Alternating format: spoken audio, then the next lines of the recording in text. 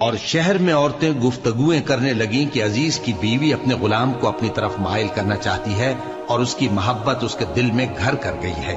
ہم دیکھتی ہیں کہ وہ کھلی گمراہی میں ہے۔ پھر جب زلیخا نے ان عورتوں کی گفتگو جو حقیقت میں دیدار یوسف کے لیے ایک چال تھی سنی، تو ان کے پاس دعوت کا پیغام بھیجا اور ان کے لیے ایک محفل مرتب کی اور پھل تراشنے کے لیے ہر ایک کو ایک ایک چھری دی اور یوسف سے کہا کہ ان کے سامنے آؤ۔ جب عورتوں نے ان کو دیکھا تو ان کا روب حسن ان پر ایسا چھا گیا کہ پھل تراشتے تراشتے اپنے ہاتھ کاٹ لیے اور بے ساختہ بول اٹھی کہ اللہ پاک ہے، یہ آدمی نہیں، یہ تو کوئی بزرگ فرشتہ ہے۔ زلیخا نے کہا تو یہ وہی ہے جس کے بارے میں تم مجھے تانے دیتی تھی، اور بے شک میں نے اس کو اپنی طرف مائل کرنا چاہا مگر یہ بچا رہا، اور اگر یہ وہ کام نہ کرے گا جو میں اسے کہتی ہوں تو قید کر دیا جائے گا اور ذلیل ہوگا۔ یوسف نے دعا کی کہ پروردگار، جس کام کی طرف یہ مجھے بلاتی ہیں اس کی نسبت مجھے قید پسند ہے، اور اگر تو مجھ سے ان کے فریب کو نہ ہٹائے گا تو میں ان کی طرف مائل ہو جاؤں گا اور نادانوں میں سے ہو جاؤں گا۔ پس ان کے رب نے ان کی دعا قبول کر لی اور ان سے عورتوں کا داؤں ٹال دیا، بے شک وہی تو سننے والا ہے، جاننے والا ہے۔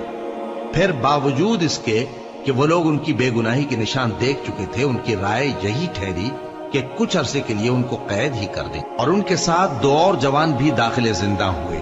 ایک نے ان میں سے کہا کہ میں نے خواب دیکھا ہے، دیکھتا کیا ہوں کہ شراب کے لیے انگور نچوڑ رہا ہوں۔ دوسرے نے کہا کہ میں نے بھی خواب دیکھا ہے، میں یہ دیکھتا ہوں کہ اپنے سر پر روٹیاں اٹھائے ہوئے ہوں اور پرندے ان میں سے کھا رہے ہیں، تو ہمیں ان کی تعبیر بتا دیجئے کہ ہم تمہیں نیکوکار دیکھتے ہیں۔ یوسف نے کہا کہ جو کھانا تم کو ملنے والا ہے وہ آنے نہیں پائے گا کہ میں اس سے پہلے تم کو اس کی تعبیر بتا دوں گا۔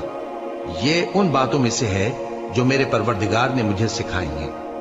جو لوگ اللہ پر ایمان نہیں لاتے اور آخرت کا انکار کرتے ہیں، میں نے ان کا مذہب چھوڑ دیا ہے اور میں اپنے باپ دادا ابراہیم اور اسحاق اور یعقوب کے مذہب پر چلتا ہوں۔